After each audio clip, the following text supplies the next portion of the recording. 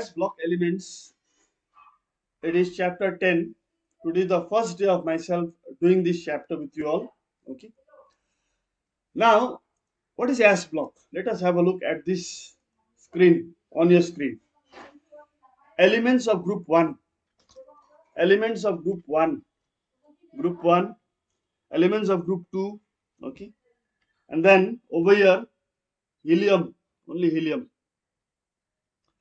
All these elements which you see, hydrogen, lithium, sodium, potassium, rubidium, cesium, francium, and here beryllium, magnesium, calcium, strontium, barium, radium, and over here helium.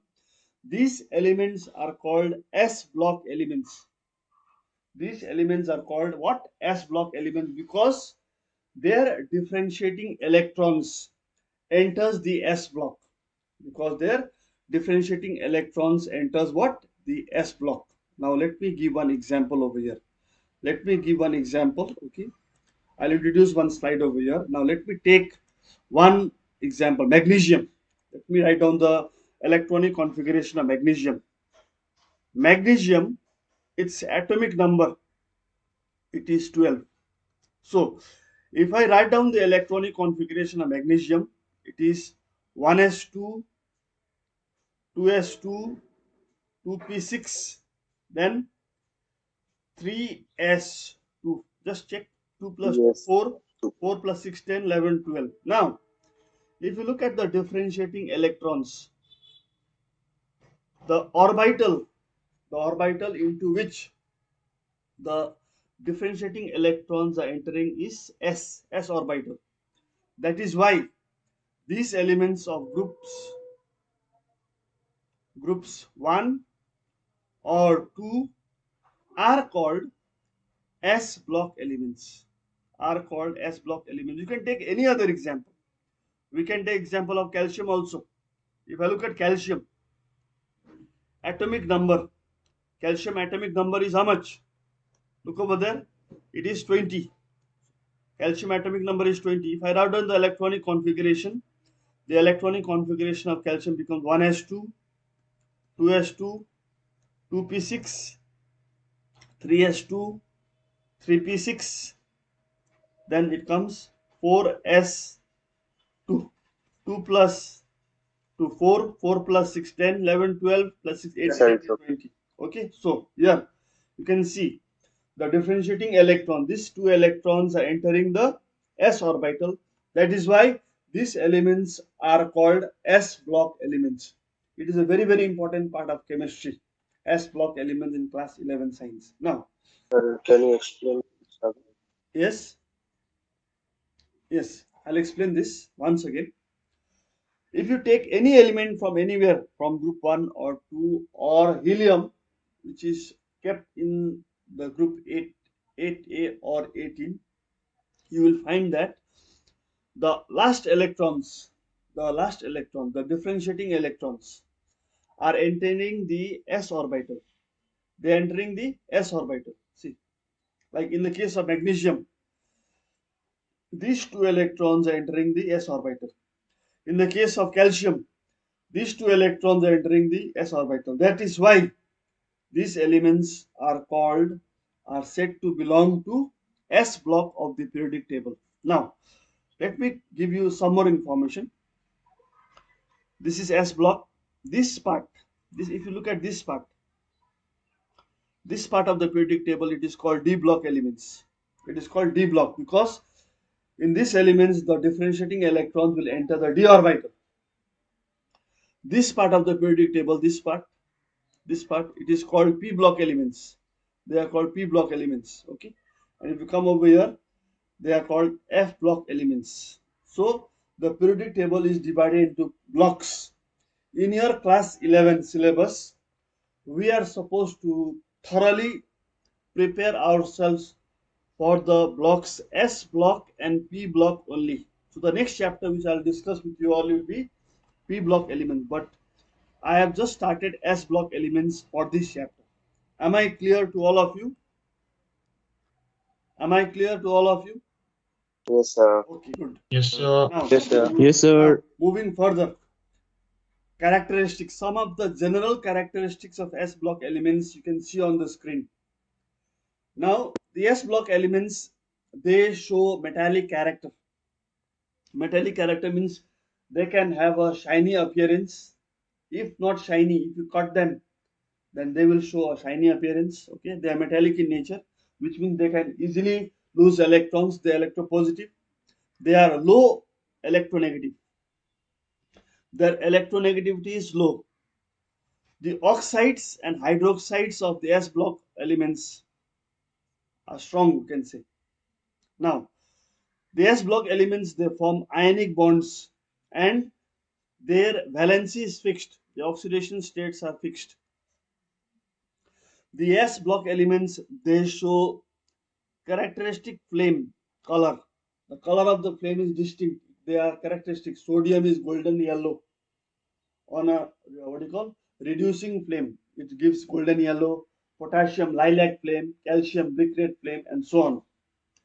The S block elements, they have weak tendency to form complexes. Okay, so these are some general characteristics of S block elements. Further, with the elements to name lithium, sodium, potassium, rubidium, cesium, francium, beryllium, magnesium, calcium, strontium, barium, radium. The same properties I have mentioned here once more, metallic character. You should be thorough with them. Low electronegativity. These S block elements, they produce basic oxides and hydroxides are basic in nature. The ionic bond, they form ionic compounds and their oxidation number is fixed, constant. They produce characteristic flame colors. They have a weak tendency to form complexes. So they will not produce any complex. Okay. Then moving further to the occurrence of S block elements. Lithium. The first one, few examples I'll give you, not all of them. Lithium. It is present as silicate mineral named spodumene, LiAlSiO3 twice, and lepidolite, Li2Al2SiO3 thrice. So lithium occurs as two minerals. Try to remember this common name, the raw name over here. The first one is spodumene, and the other one is lepidolite. Try to capture the formula in your mind because this will be asked in the objective questions. Which one is spodumene? Which one is lepidolite? You must be able to identify. Lepidolite contains two lithium atoms in its formula, whereas spodumene contains one lithium atom in its formula. The next one you can see over there, that is it is sodium and potassium make up 4% by weight of the Earth's crust. So this you have to remember.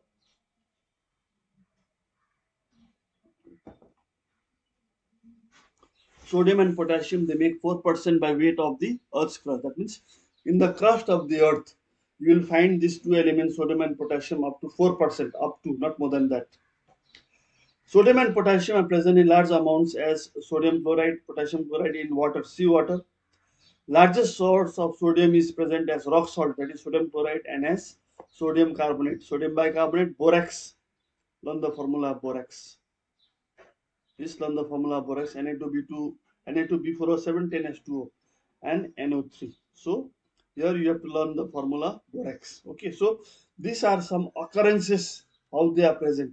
So you observe over here that these elements, S block elements, are found in the combined form, which means they need to be extracted from these compounds. Similarly, if you talk about beryllium, magnesium, calcium, strontium, barium, radium, you will find these elements of group 2 also in the combined form. This was just an example I have given. Now, moving to the next slide, we have the physical properties of the S block elements. The first one over here, S block elements are only really typical metals. They are typical metals in their chemical properties. In their chemical properties, metals are not widely used in element form as the more familiar D block elements. Over here, these metals which you find, they are not used in the element. That means we cannot use sodium to make a glass. We cannot use potassium to make a spoon. Okay, we cannot use magnesium to make a plate. So they are not used in the elemental form. Okay, like the D block elements. I hope you're understanding, because we have what do you call glasses made of steel. Steel is an alloy of iron. Okay. Similarly, now come down. These S block elements, they are soft. They tend to be soft. They are weak. Physically, they are weak. Okay. They have low melting points. They are too reactive with water and oxygen to have many uses. So, since they are reactive with water and oxygen, they have many uses. They can be mixed with other elements to for many other chemical reactions and to produce different products.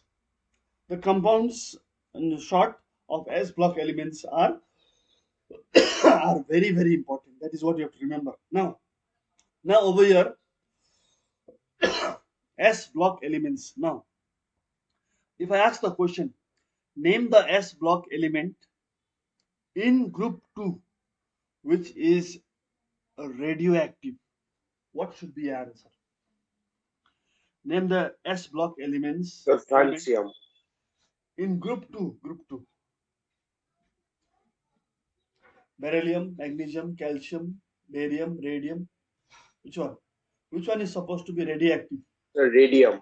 Yes, radium. Okay, so you have to listen to the question. You must read the question very carefully. Otherwise, it is likely that you will make a mistake. Okay. Now, moving further, moving further to the next screen on your over there white screen. Now, with regard to the electronic configuration, this is how you must be able to write down the electronic configuration, because I have taught you very nicely by using the Aufbau principle, by using the Pauli's exclusion principle, by using the applying the Hund's rule of maximum multiplicity, how to write down the electronic configuration. So, based on that, if you look at the electronic configuration of lithium, it is here.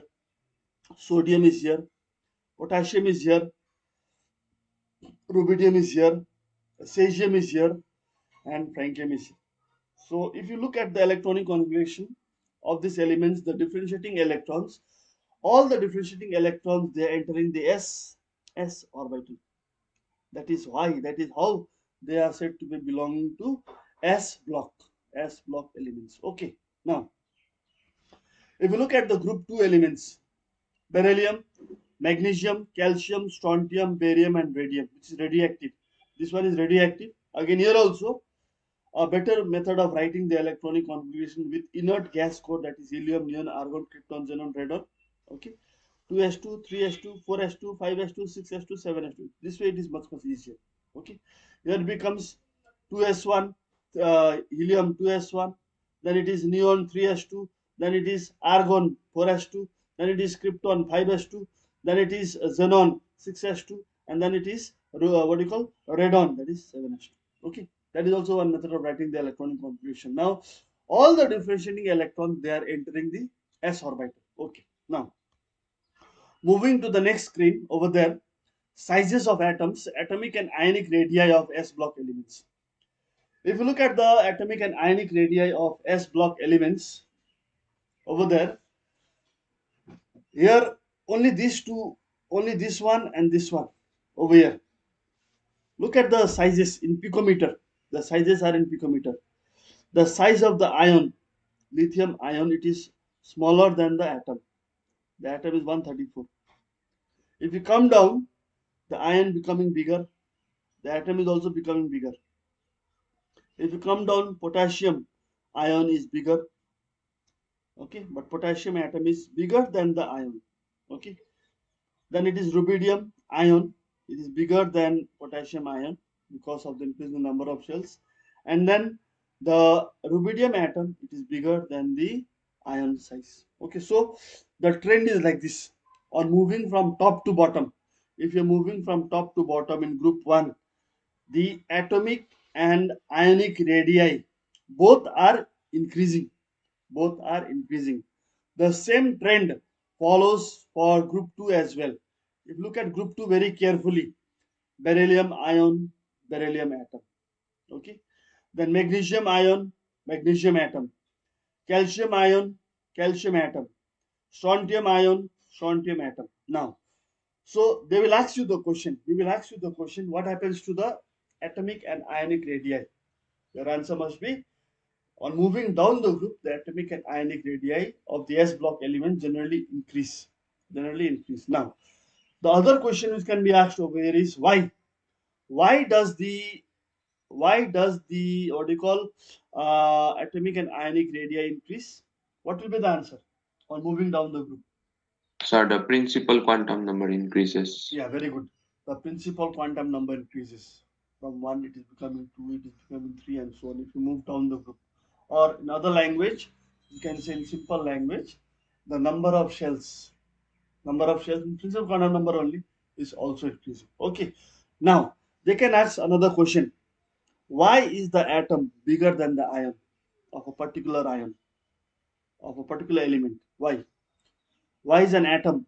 If you look at the atom size, anything, if you compare say magnesium atom and magnesium ion, see the atom is bigger no than the ion. Why is it so? Why? The atom in the case of electropositive elements, the size of the atoms is bigger than the ions. Why? Come on, think. You must learn how to think because this So chapter, because yes, because the ions, sir, they have a greater Z effective, so they pull the electrons towards. their effective nuclear charge, no, their effective nuclear charge is higher. After as soon as the electrons are lost from the orbital, the s orbital, the penultimate shell, the nucleus becomes more stronger, and the remaining electrons are pulled more strongly by the nucleus. That is how the size of the atom, which has become an ion, becomes smaller. Okay, because of the pulling power, greater pulling power of the nucleus. So that is how you have to write down the answer with the help of a what do you call relative diagram. Okay. Now after this, moving to the next slide over here. Now here, if you look at the common oxidation state of S block elements, the common oxidation state of the S block elements, group 1 it is +1, valence is +1. Group 2 it is +2. Okay, so all of them will have common oxidation state. The oxidation state is fixed. For group 1 it is +1, it is fixed, it doesn't change. Whereas if you look at the D block elements, the oxidation state is not fixed. D block elements they have variable oxidation states. The oxidation states can vary from +1 to depending upon number of electrons entering the d orbital, okay, and the arrangement in the d orbital into completely filled and incomplete filled orbitals or half filled orbitals. Their oxidation states is varying for d block elements. Okay, so the common oxidation states of s block elements, it is fixed. For group 1 it is +1, for group 2 it is +2. Okay, this is what you must remember. Then moving to the next slide over here with regard to electropositive, electronegative character. So everything is given over here in brief. Increasing the valency, it's fixed, so nothing is over here. Valency is fixed. Atomic radius from top to bottom increasing, from left to right across the period is decreasing. Ionization potential energy from top to bottom decreasing, from left to right increasing. Electron affinity from top to bottom decreasing, from left to right increasing. Electronegativity from top to bottom in a group it is decreasing, whereas across the period it is increasing. Okay. Electropositivity it is increasing, whereas from left to right electropositivity is decreasing.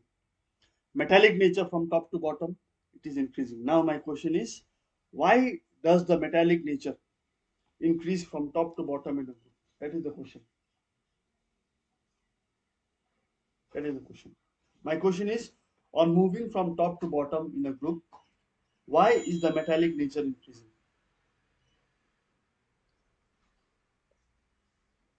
Why? On moving from top to bottom in a group, why is the metallic nature increasing?